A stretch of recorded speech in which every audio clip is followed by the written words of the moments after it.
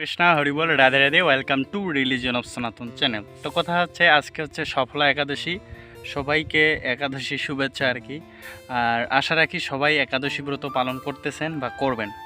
তো কথা হচ্ছে এই একাদশী ব্রত সম্পর্কে একাদশীর মাহাত্ম্যে আমি সফলা একাদশীর মাহাত্ম্যের মধ্যে একটা বিষয় দেখলাম, যেটা আপনাদের সাথে আমি শেয়ার করতে যাচ্ছি। সেটা হচ্ছে যে ওখানে এরকম বলা আছে যে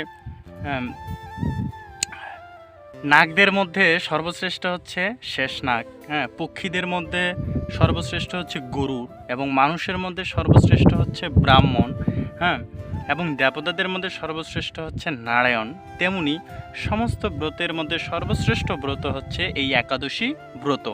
অর্থাৎ যারা এই একাদশী ব্রত পালন করে তারা আমার অত্যন্ত প্রিয়। এই কথাটি কে বলতেছে? গোবিন্দ বলতেছে যে যারা এই একাদশী ব্রত পালন করে তারা হচ্ছে আমার অত্যন্ত প্রিয়। আর যারা এই একাদশী ব্রত পালন করে তারা ইহলোকে মানে এই জড়জগতে ধনবান হন এবং পরলোকে মুক্তি লাভ করেন। তো আমাদের উচিত সবারই এই একাদশী ব্রত পালন করা। এবং বছরের শুরুতেই আজকে যে একাদশী সেটা হচ্ছে সফলা একাদশী। তো আমরা অবশ্যই সফলা একাদশী পালন করব। এবং এরকমও বলা আছে যে অনেক দান তপস্যা ধ্যান করেও যে ফল লাভ হয় না, এই একাদশী ব্রতে রাত্রি জাগরণের ফলে অনায়াসে সেটা লাভ হয়ে যায়। তো আমরা একাদশী ব্রত কিভাবে থাকব?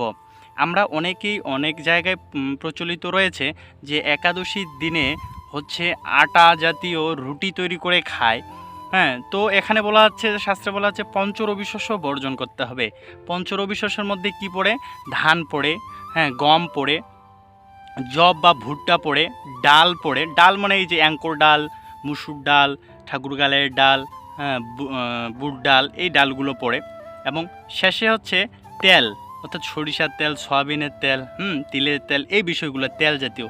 তবে এই পঞ্চরবি শস্য এগুলো আর কি, এই পঞ্চরবি শস্য আমাদেরকে বর্জন করতে হবে। তাহলে কি ধান থেকে, গম থেকে, জব বা ভুট্টা থেকে, ডাল থেকে আর তেল জাতীয় জিনিসগুলো বর্জন করতে হবে। এখন আমরা তাহলে কি খাবো বলতে আমরা ফলমূল খেতে পারি। তবে একাদশী নির্জলা থাকাটাই শ্রেষ্ঠ বা উত্তম। যদি আমরা অপারগ হয়ে থাকি বা পারতেছি না, তাহলে হচ্ছে আমরা কিছু পরিমাণ জল বা ফল খেয়ে থাকতে পারি। এবং এটাও যদি সম্ভব না হয় তাহলে আমরা কিছু অনুকল্প প্রসাদ রন্ধন করে সেটা ভগবানকে অফার করে সেটা আমরা গ্রহণ করতে পারি খুব অল্প পরিমাণে। এবং কথা হচ্ছে এই রান্নাটা আমরা কিভাবে করব। এই রান্নাটা আমরা ঘি দিয়েও রান্না করতে পারি। যে সবজিটা রান্না করব, সবজির মধ্যে হচ্ছে আমরা ঘি দিব, বা হচ্ছে সূর্যমুখী তেল রয়েছে সেটা আমরা ইউজ করতে পারি। তো এভাবে আমরা হচ্ছে একাদশী ব্রত করতে পারি, পালন করতে পারি। কিছু না খেয়েও করতে পারি, অল্প পরিমাণে ফলমূল খেয়েও করতে পারি, বা কিছু পরিমাণে সবজি রন্ধন করে ভগবানকে দিয়ে সেটা প্রসাদ হিসেবে গ্রহণ করতে হবে। প্রত্যেকটা বিষয় ভগবানকে আগে প্রথমে দিব, তারপরে সেটা গ্রহণ করব। এভাবে আমরা একাদশী ব্রত পালন করতে পারি। তো আপনারা অবশ্যই চেষ্টা করবেন একাদশী ব্রত পালন করার, আর মানব জীবন ধন্য করার। তো হরে কৃষ্ণ, ভালো থাকবেন, সুস্থ থাকবেন।